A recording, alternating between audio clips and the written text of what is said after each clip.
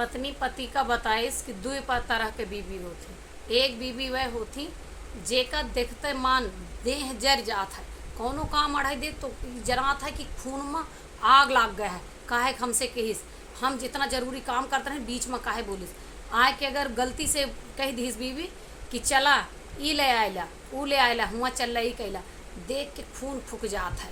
और दूसरे तरह के बीवी होती जेका देखते मान दिल गार्डन गार्डन हो जात है, और तो और मन में लड्डू फूटे लागत है। और वो सोचत है कि कौनो मेरे एक टहल बता देते या कौनो मेरे हमसे बोल ही लेता है, हाय हेलो कह लेता है। तो पतिदेव कहें कि लेकिन यह तरह के बीवी पाई कहाँ जाती।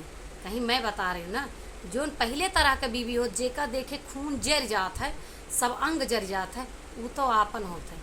और जो दूसरे तरह के होते ना, ये पड़ोसन होती पतिदेव।